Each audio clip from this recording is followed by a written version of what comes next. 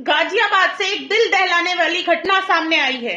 4 साल की मासूम बच्ची जो अपने घर के बाहर खेल रही थी, उसे पड़ोस का ही एक युवक बहला फुसला कर अपने साथ ले गया।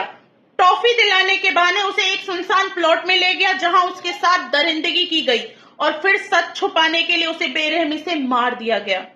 सोचिए, एक 4 साल की बच्ची जो ठीक से बोल भी नहीं पाती, उसके साथ इतनी हैवानियत।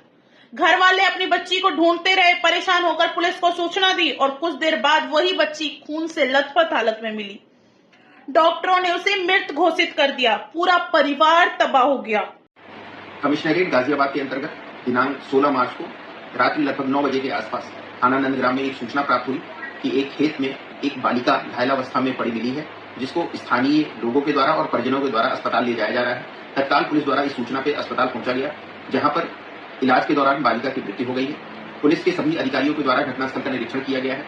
घटनास्थल पर एफएसएल की टीमें और डॉग स्क्वाड के द्वारा भी साक्ष्य संकलन किया गया है। प्रारंभिक जांच में बालिका के परिजनों के द्वारा यह तथ्य प्रकाश में लाया गया कि उनके पड़ोस में रहने वाला गौरव प्रजापति, जिसकी उम्र लगभग 24 वर्ष है, वह शाम के समय इस बालिका को टॉफी दिलाने के बहाने अपने साथ लेकर के गया था और उसके बाद से ये बालिका वापस नहीं लौटी थी। ये व्यक्ति उनके पड़ोस में ही रहता था और उनसे पूर्व से परिचित था। पुलिस द्वारा तत्काल इस तथ्य को संज्ञान में लेते हुए आरोपी व्यक्ति गौरव प्रजापति को हिरासत में लिया गया है। गौरव प्रजापति से गंभीरता से पूछताछ की जा रही है। सभी पक्षों की गंभीरता से जांच करके अग्रिम विधिक कार्रवाई की जा रही है। परिजनों से सवाल ये है कि आखिर कब तक ऐसी घटनाएं होती रहेंगी? कब तक मासूम बच्चियां इस दरिंदगी का शिकार होती रहेंगी?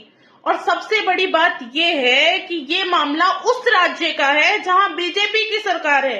वही बीजेपी जो बेटी बचाओ बेटी पढ़ाओ का नारा लगाती है, लेकिन आज ये नारे सिर्फ कागजों पर और विज्ञापनों तक ही सीमित रह गए हैं। हकीकत क्या है, वो ऐसी घटनाएं खुद बयां कर रही है। आखिर जिम्मेदारी किसकी है? कौन देगा इन मासूमों को न्याय? देश जवाब चाहता है और ये सवाल हर उस इंसान से है जो खुद को जिम्मेदार कहता है। आपकी राय क्या है इस बारे में? कमेंट बॉक्स में बताइए।